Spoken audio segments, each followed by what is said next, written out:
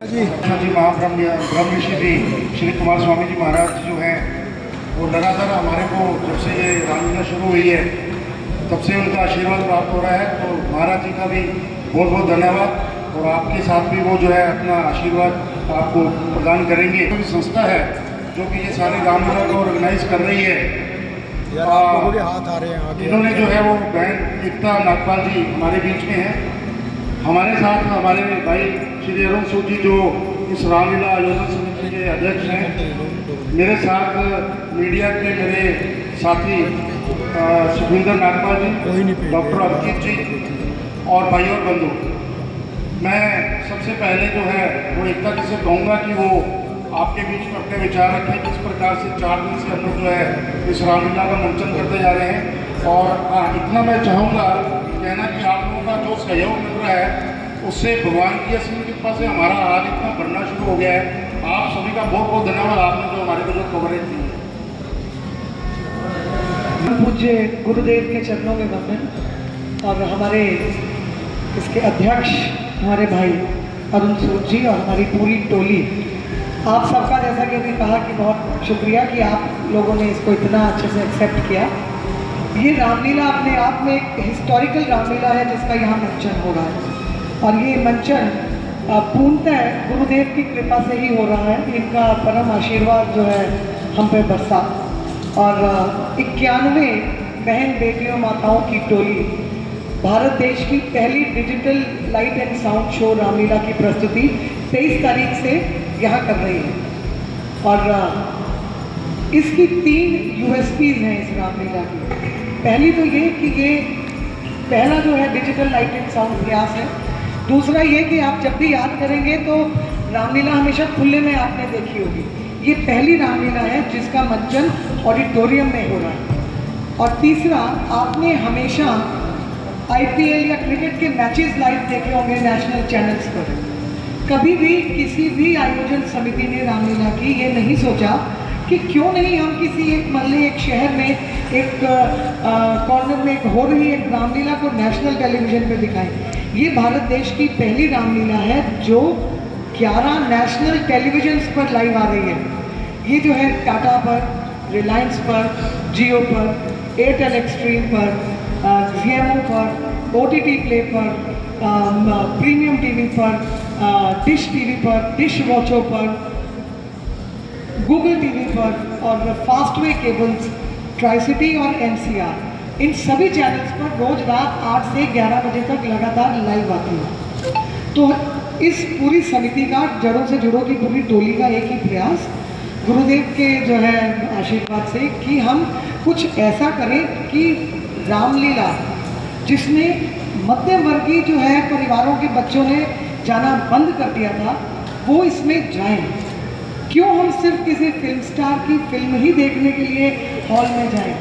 क्यों नहीं हम अपने राम जी की लीला देखने के लिए किसी ऑडिटोरियम में जा सकते? यही एक प्रयास था। और महिलाओं को संस्कार के, सनातन के और अपने देश के इतिहास के साथ जोड़ने का ये प्रयास। सबसे छोटी बेटी हमारी मात्र जो है 6 महीने की, आप लोगों ने अगर आप में से अगर कोई उस दिन उपस्थित थे तो राम जन्म पे जो हमारी सबसे छोटी बेटी 6 महीने की और सबसे बड़ी 82 साल की माँ, अलग अलग स्पीयर्स की महिलाएं, कोई doctor, engineer, professor, home maker, कोई आर्किटेक्ट, कोई लॉयर, कोई IT की एक्सपर्ट, कोई सरकारी नौकरी में, कोई अपना काम कर रही है, कोई गृहिणियाँ हैं, कोई स्टूडेंट्स हैं, कोई नानियाँ हैं, दादियाँ हैं। मुझे नहीं लगता कि ऐसा कोई क्षेत्र होगा जिसमें से कोई महिला ने इसमें पार्टिसिपेट नहीं किया।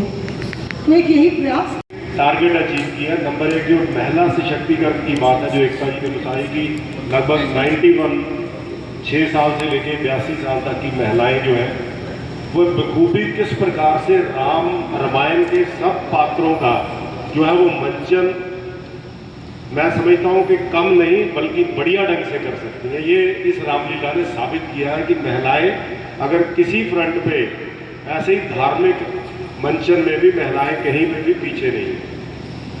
नंबर 2, हमने ऐसे लोगों को हमने सोचा था कि इस रामलीला में आए जो लोग रूटीन की रामलीला में नहीं जाते। ओपन में होती है, कभी किसी को सर्दी की दिक्कत है, किसी को मच्छरों की दिक्कत है, किसी को कोई दिक्कत है, किसी को आराम से बैठने की दिक्कत है। लेकिन ऐसा बहुत सारा वर्ग था हमारे हिंदू समाज का, हमारे सनातन धर्म का, ऐसे बहुत सारे परिवार थे जिनके बच्चे उन रामलीलाओं में ना जाने की वजह से रामायण के संस्कार नहीं पा पाते थे। और आज हमने लोगों को इनवाइट करके ऐसे ऐसे समाज के हर वर्ग को, कल भी आपने देखा होगा बहुत सारे जजेस, जुडिशरी से बहुत सारे लोग आए, पुलिस के बहुत सारे लोग आए, जो प्रशासनिक अधिकारी हैं वो बहुत सारे लोग आए, पॉलिटिशियंस बहुत सारे आए हैं। ऐसे समाज का हर वर्ग जो रूटीन की रामलीलाओं में नहीं जाता, आज मुझे रोज और बाकी हमारी सारी टीम के लोगों को रोज इस चीज़ के लिए निवेदन आता है कि हमें रामलीला में आना है। हमारे लिए जो है वो पास, तो हमने कहा कि ये अब खुला है बिल्कुल, आप आइए, आप परिवार सहित आइए, हम इसका उचित प्रबंध करेंगे। और मैंने जैसे कहा कि वुमेन सशक्तिकरण की एक मिसाल को और सुदृढ़ किया है इस रामलीला ने। और दूसरा कि समाज के हर वर्ग को रामायण के, प्रभु श्री राम के जो अच्छे आचरण है, उनके संस्कार हैं, वो उन तक पहुंच सके, ये हमने एक जो है इसको वो अचीव किया है।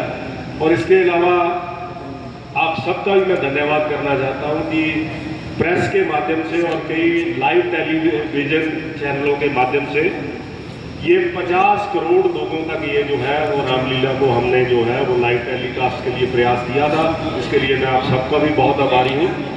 और आगे मैं, जैसे स्वामी जी का आशीर्वाद हम पे बना हुआ है, लगातार पूरा टाइम ये मंच में खुद उपस्थित रहते हैं, आने वाले सब लोगों को आशीर्वाद देते हैं, पूरी टीम को आशीर्वाद देते हैं। इस कारण से मुझे लगता है कि जब हम अगली बार इस रामलीला का मंचन करेंगे तो शायद इससे भी और बढ़िया तरीके से, शायद इससे भी जो कमियां इस बार थोड़ी बहुत रह गई होंगी, इससे भी बेहतर ढंग से जो है हम आपके सामने ये रामलीला को प्रस्तुत करेंगे। बहुत बहुत धन्यवाद। आपके अगर कोई अभी प्रश्न है तो आप पूछ सकते हैं।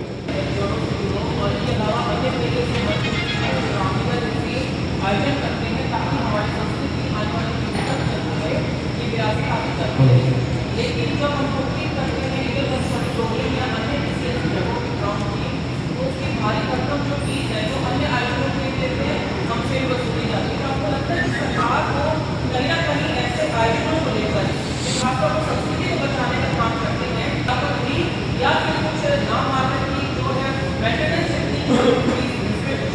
रियायत के बाद फीस लेते हुए तो बंदा नहीं है, फीस लेते किस चीज़ की फीस लेते हैं?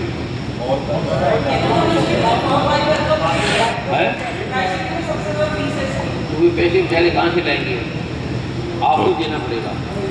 फीस नहीं रखे मुँह में करते हो, तो कोई आपसे प्रार्थना करते हैं, डोनेशन लेते हैं, करेगी जो भी लगेगा खर्चा हमारे सस्ता देंगे, सरकार भी देंगे। सरकार तो इसके लिए विश्व की सरकारें को बुला रही है कि ये अच्छी चीज़ आप हमारे पास आओ, हम आपको सब साधन देंगे। ये तो बड़ी उत्तम बात करी आपने।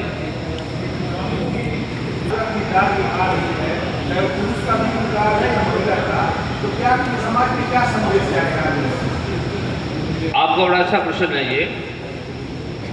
जो सबसे पहले देखेंगे कि मूलाधार क्या है हमारा, हमारे विश्व का, हमारे धर्म का जड़ क्या है, हमारे पैदा होने की जड़ क्या है। जो हम पैदा हुए हैं, जो मूल है वो स्त्री है। दुनिया को पैदा किसने किया? दुर्गा माँ ने। जो सबसे पहली किताब है, इसे सारे धर्म मानते हैं, वैज्ञानिक मानते हैं।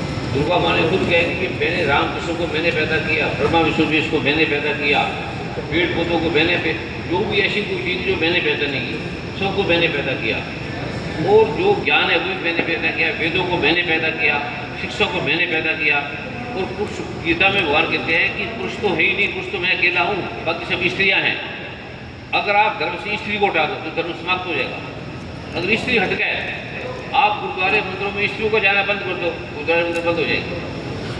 घर से स्त्री हटा दो, घर समाप्त हो जाएगा। तो ये संसार स्त्री से बना है। अगर स्त्री को आपने धर्म में लिखा, अगर आपको स्त्री में, स्त्री को आपने सम्मान नहीं दिया, गरिमा नहीं दी, मौलिकता नहीं दी, ये समाप्त हो जाएगा। वो धर्म समाप्त हो गया जिसने स्त्रियों का अनादर किया, अपमान किया है, मौलिकता नहीं दी। तो हमारे प्रधानमंत्री, राष्ट्रपति देश कह रहे हैं कि सबको मौलिकता दो। अगर आप स्त्री की मौलिकता खींच रहे हो तो पहले देश का क्या था, जब स्त्री को आपने सती बना दिया, उसको बांट दिया, उसको जो आपने चाहा वो कर दिया, उससे देश की हालत कितनी खराब होगी। सोने की चिड़िया लोहे की चिड़िया में डेली खत्म हो गई। अगर आपको स्त्री, क्योंकि हम हैं ही स्त्री से, अगर स्त्री हटा दोगे तो सारा भारत भी खत्म है, देश भी खत्म है। अमेरिका क्यों बढ़ रहा है, वहाँ स्त्री है, सारे देश को बढ़ रही स्त्री है। जो भी विकास होगा, विकास का मतलब स्त्री है, शक्ति है, शक्ति का मतलब स्त्री है। अगर आप स्त्री को निकालोगे तो यहाँ आपको बचेगा नहीं, फिर आप यहाँ बात में रह जाएंगे खाली अकेले, बस पड़े रहे। गुरुजी मेरा जी है वो सिर्फ पुरुषों के ना होकर महिलाओं के भी है। कई संस्थान जो है उसका विरोध कर रही हैं कि महिलाएं रामलीला क्यों कर रही हैं, इसके बारे में आप क्या कर रहे हैं? तो ये तो बता रहे हैं, अगर आप सभी मंदिरों को एक दिन कह दो कि स्त्री नहाएं, गुरुद्वारे से भी कह दो मस्जिद स्त्री नहाएं, तो सारा खत्म हो जाएगा। हमारे शरीर में आधा लिखत है, आधा पुरुष हो गया, और आधा अगर स्त्री का हटा दो, शिव से ई हटा दो, शिव हो जाएगा। राम से सीता हटा दो, कृष्ण से राधा हटा दो। अगर ये स्त्री तत्व हटा दोगे तो ये पृथ्वी खत्म हो जाएगी। विज्ञान ने कहा कि ये नकारात्मक शक्ति हटा दो, एक तत्व हटा दो तो पृथ्वी गेंद वर्ग तोड़ जाएगी। हम जो टिकी है पृथ्वी पे टिकी है, स्त्री पे टिकी है, हवा पे टिकी है, आकाश पे टिकी है। तो स्त्री हमारी माँ है, स्त्री हमारा मूलाधार है, मूल जड़ है हमारी। तो स्त्री का आप सम्मान करो, स्त्री से आप सीखो। पूरे वेद में स्त्री की महिमा कही है, पूरे ग्रंथों ने, वेदों ने, शास्त्रों ने, विज्ञान ने स्त्री की महिमा कही है।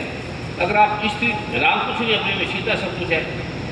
जब राम को सारा ज्ञान ही दुर्गा माँ ने दिया, अष्टसिद्धि नवनिधि का दाता, असवर दीन जानकी माता, सीता माता ने राम को, हनुमान को, सारों को जो ज्ञान दिया वो सीता माता ने, स्त्री ने दिया। आदमी के पास ज्ञान नहीं, ज्ञान का मतलब स्त्री है, जो दिखाई दे रहा है वो स्त्री है। अगर आप स्त्री को आगे नहीं करोगे तो भारत का विनाश हो जाएगा, उस देश का विनाश हो जाएगा। इसने स्त्री को पीछे किया, इसने स्त्री का अपमान किया।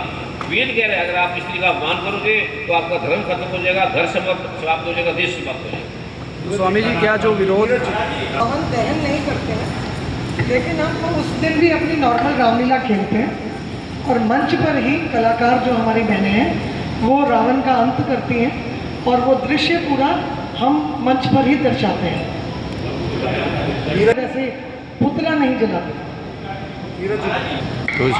मेरी बात नहीं, वेदों का धर्म विभाग कह रहा है, आयुर्वेद का मूलाधार कह रहे हैं कि 8 अंग है आयुर्वेद, अष्टांग कहते हैं। वो मूलाधार है, हमारे जो मूलाधार है वो है देवे पास। अगर जिसको आयुर्वेद की ज्ञाता को देवे पासने का ज्ञान नहीं, मूल का ज्ञान नहीं, तो जो चिकित्सा दिखाम है, निकर्ष है। तो जो मूलाधार है, वही जड़ है, वो देवे में पास है। पढ़ लेना, जो 8 अंग है उसमें मूलाधार मेन है। तो मूलाधार के बिना, और मूलाधार से बताऊंगा, मूलाधार से आपकी बीमारी हट जाएगी, रोग हट जाएंगे, खांसी हट जाएगी, दमा हट जाएगा, शुगर हट जाएगा, मतलब आपकी हर बीमारी वही खत्म हो जाएगी 5 मिनट में। एकता जी सुसा, मेरा सवाल आपसे है कि ये जो प्रोग्राम आप लोगों ने किया, आप लोगों ने हॉल बुक किया होगा, कल यहाँ पे सीएम साहब का कार्यक्रम है। हिंदू धर्म की मान्यता के अनुसार जब रामलीला शुरू हो जाती है तो वहाँ पे कोई कार्यक्रम नहीं होता। कल यहाँ पे कार्यक्रम होगा, गवर्नर साहब की वाइफ का कार्यक्रम है, सीएम साहब की मिसेज का कार्यक्रम है। वहाँ पे उनके जो एक मान्यता की अगर बात करें तो ऐसी जगह पे कुत्ते वगैरह या जूते वगैरह लेके नहीं जाएंगे। कल वहाँ पे होगा तो कैसे करेंगे आप उस कार्यक्रम को? क्या मान्यता भंग होगी, क्या ये होगा? अपमान को नहीं देखा जा रहा, रामलीला का अपमान नहीं देखा जा रहा है इस बात से? नहीं, बिल्कुल नहीं है। कोई हिंदू धर्म की सबसे बड़ी खासियत ये है कि ये रिजिड नहीं है, और वो जो कार्यक्रम हो रहा है वो भी मेरे ख्याल शायद महिलाओं के सशक्तिकरण के लिए हो रहा है। तो कोई भी मंच जो है कोई जूते जाने से कोई अपवित्र या नहीं होगा। हाँ, कोई जो भी साफ सफाई की वो जरूरत पड़ेगी वो सब लोग हम करेंगे, लेकिन कोई भी अच्छा कार्यक्रम हो रहा होगा। अब जैसे मैं एक पत्रकार साथी ने अभी बात कही थी, जब ये रामलीला शुरू हो रही थी तो कुछ लोगों ने, चंद लोगों ने इसका विरोध किया था। उनके 2-3 पॉइंट थे। पहला ये पॉइंट था कि महिलाएं जब उनका मासिक धर्म होता है तो वो अपवित्र होती हैं। मुझे लगता है कि आज के युग में ये बात करनी अपने आप में मेरे ख्याल एक मूर्खता की बात है। महिला कभी अपवित्र नहीं हो सकती। महिला जो है, जो सारी सृष्टि की, जैसे गुरुजी ने कहा है कि जननी है, शक्ति है। दूसरी बात उन्होंने कही कि हम जो परशुराम जी, हनुमान जी और वाल्मीकि जी, ये 3 लोग ब्रह्मचारी है, बाल ब्रह्मचारी है, तो कोई औरत जो है वो उनका रोल नहीं प्ले कर सकती। उसके तर्क हमने बहुत सारे दिए। पहली बात तो कि कोई भी जब वो पुरुष वाल्मीकि जी का, परशुराम जी का या हनुमान जी का रोल प्ले करता है, क्या वो रामलीला में वो जो है बाल ब्रह्मचारी पुरुष होता है? दूसरी बात हमने उनको कहा कि ठीक है, वाल्मीकि जी का तो जो है वो इसमें मंचन होगा ही नहीं, क्योंकि रावण वध के बाद जो है वो अंत हो जाएगा रामलीला का। दूसरा, जो हनुमान जी का किरदार कर रही है वो 17 साल की एक कुंवारी बच्ची है। और तीसरा उन्होंने कहा था कि ठीक है जी, अब परशुराम जी का जो है वो बड़ी लड़की ना करे, छोटी लड़की करे। और देखिए प्रभु की कृपा, मुझे एक वक्त में ये शंका थी, एकता जी को ये शंका थी कि 2-2 महीने की प्रैक्टिस इन लोगों ने की हुई है, कोई एक नई बच्ची छोटी 7, 8, 9 साल की आएगी और वो रोल को, परशुराम जी के रोल को, उस जो लक्ष्मण परशुराम संवाद को कैसे जस्टिफाई कर पाएगी। और मैं धन्यवाद करता हूँ डीसी पंचकूला का, उन्होंने हमें एक सुझाव दिया कि एक लड़की, फरीदा कहाँ की, गुड़गांव से एक लड़की आएगी, 9 साल की बच्ची है, और वो परशुराम का जो है वो रोल प्ले करेगी। हमने भी प्रभु श्री राम पर छोड़ते हुए इस बात को माना कि ठीक है, किसी भी बात में हम धर्म में, हिंदू धर्म में सब लोग अपनी बात कहने का उनको हक है। उन्होंने अपनी बात रखी, हमने उनकी बात पे फूल चढ़ाए और हमने कहा ठीक है, वो बच्ची निभाएगी। और उस बच्ची ने जिस प्रकार से परशुराम जी का रोल प्ले किया, आपने वैसे अगर कुछ लोगों ने देखा मैंने वो रोल देखा तो मैं यहीं था, बैठा था, वाकई में उसने जो परशुराम का रोल था, पूरा जो एक्सप्रेशन थे उसके वही थे। अगर कोई चीज एक मौके पे बदली गई कि वो एक दिन की रिहर्सल भी नहीं कर पाई, और उसने जिस प्रकार से वो डायलॉग्स बोले, और गुरुजी की देखिए कितना बड़ा इनका उस बच्ची को उन्होंने प्रोत्साहित किया। उन्होंने तुरंत 1 लाख रुपए का पुरस्कार उस बच्ची को अनाउंस किया, और बाकी की सारी रामलीला के बाकी कलाकारों को भी कि 4 लाख रुपया उनको और 1 लाख रुपया उस बच्ची को दिया। तो मैं डीसी साहब का भी धन्यवाद हूँ, और हमारे जो भाइयों ने शायद कई बार विरोध करने में भी कोई अच्छी बात हो जाए, तो मेरा उनसे भी अनुरोध है कि अब तो सब चीज़ें उनके हिसाब से हो रही हैं, वो भी लोग आए, समाज के सब लोग आए, और जिस मकसद को लेके कि महिला सशक्तिकरण हम लोगों ने करना है, जो मोदी जी का बेटी बचाओ बेटी पढ़ाओ, जब महिला सशक्तिकरण की देश के प्रधानमंत्री बात करते हैं, ये रामलीला उसी तरफ जो है समाज को लेके जा रही है। और दूसरा, हर वर्ग के लोगों तक ये रामायण के संस्कार पहुंचे, ये प्रयास हमने किया। सूद साहब, मेरा सवाल जो था उसका थोड़ा सवाल आ रहा था कि जब हॉल आपने बुक कर रखा है तो सरकार ने कैसे उसमें प्रोग्राम आके कर सकती, क्योंकि हॉल आपका बुक है, ये सवाल तभी था उसके अंदर, उसका जवाब नहीं दिया आपने। मेरा रितेश जी, इसमें कोई भी हमारा किसी प्रकार का विरोध नहीं है। सरकार हमारे साथ सहयोग कर रही है।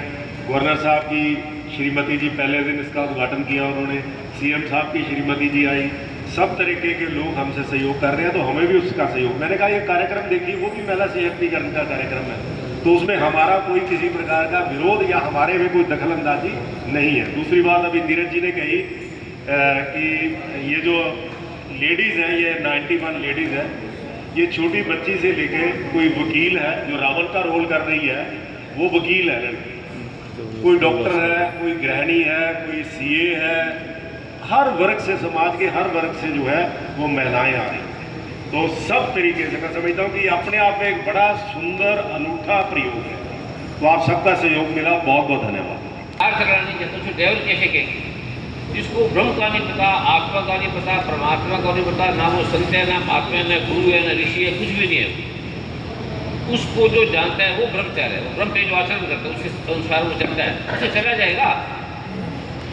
ब्रह्मा भगवान कहते हैं जिसे ब्रह्म का नहीं पता वो अंधा है, वो ब्राह्मण नहीं है, वो निकृष्ट आदमी है। तो आप किसी को पूछो, किसी को ब्रह्म का पता है? नहीं पता। ब्रह्मचार्य का अर्थ है जिसको ब्रह्म का, आत्मा का पता है। आत्मा को नहीं पता, किसी को आत्मा का हमारा पता ही नहीं। जिसको अध्यात्म, धर्म शब्द 2 शब्द से बना है, अध्यात्म, आत्मा, परमात्मा, बस। और अध्यात्म का नहीं पता किसी को, अध्यात्म का मतलब क्या है, किसी को नहीं पता। आत्मा का नहीं पता, कहाँ हमारी, हमारे नाक कान का पता है, आत्मा का नहीं पता। कहते जो आत्मा को नहीं जानता वो बूढ़ है, उसका जीवन व्यर्थ है, वो कुछ भी नहीं कर सकता। जिसे परमात्मा का नहीं पता है कि नहीं, तो ये 3 चीज़ों का पता नहीं, वो मैं प्रत्यक्ष में आपको दिखाऊंगा। जब मैं आऊँगा तो आप देखेंगे आपकी आत्मा है, ये परमात्मा है, ये आचार्य है, ये ब्रह्म है, ये ब्रह्म पे आचरण आपसे चला जाएगा। जिसकी आँख ही नहीं है वो कैसे रंगों को पहचानेगा? किसी ब्रह्म का ज्ञानी वो आध्यात्मिक नहीं हो सकता, धार्मिक नहीं हो सकता, गुरु नहीं हो सकता, संत नहीं हो सकता, आयुर्वेदाचार्य नहीं हो सकता, कुछ नहीं हो सकता। ब्रह्मचार्य का अर्थ वीर्य से नहीं है, शादी से नहीं है, विवाह से नहीं है, इसका ब्रह्म पे आचरण है। ब्रह्मचार्य सीधा शब्दार्थ की है ब्रह्मचारी, जिसका जीवन ब्रह्म पे आचरण होता है, इसलिए उसका मतलब ही नहीं है।